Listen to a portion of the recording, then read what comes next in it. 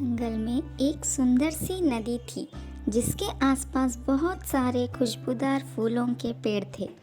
वहाँ एक मुर्गी अपने 4 बच्चों के साथ रहती थी। कुछ दिनों बाद वहाँ एक बतख अपने 4 बच्चों के साथ रहने आती है। मुर्गी और बतख नदी किनारे आकर बहुत सारी बातें करते थे।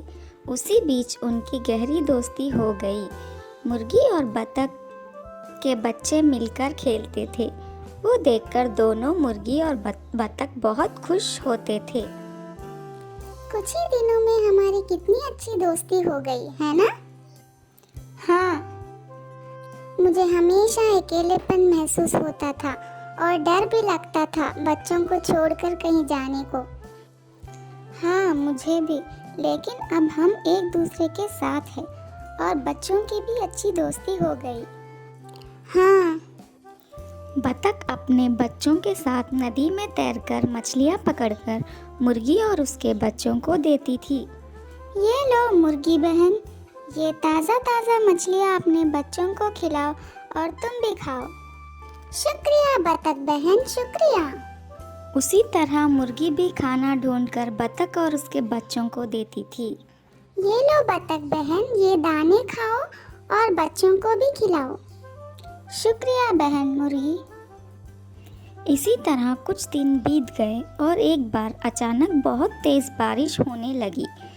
हे भगवान, ये बारिश तो रुकने का नाम ही नहीं दे रही। लगातार 2 दिन तक बारिश हुई, जिससे सारे जंगल में आधे पेड़ तक पानी भर गया।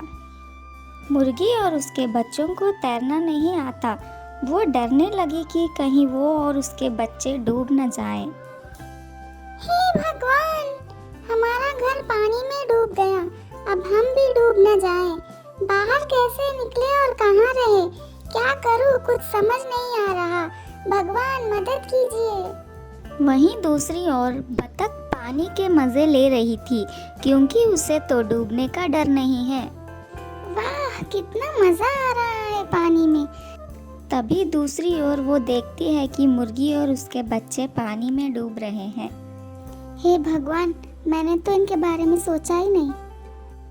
बतख और उसके बच्चे तेजी से तैरकर मुर्गी के पास जाते हैं।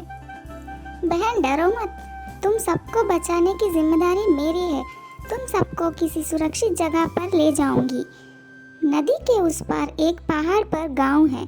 वहाँ पानी नहीं आएगा, वो बहुत ऊंचा है। तुम सब कुछ दिन वहाँ रहना। बारिश के पानी कम होते ही वापस हम तुम्हें ले आएंगे। ठीक है बहन, तुम्हारी बातें सुनकर मुझे बहुत हिम्मत आई है। मेरे चारों बच्चे तुम्हारे 4 बच्चों को पीठ पर बैठाकर ले जाएंगे और तुम मेरी पीठ पर बैठ जाना। जैसा बतख ने कहा, मुर्गी और उसके बच्चों ने वैसा ही किया। सब जाकर उनके पीठ पर बैठ गए। बतख और उसके बच्चे मुर्गी और उसके बच्चों को सुरक्षित जगह पर पहुंचा दिया।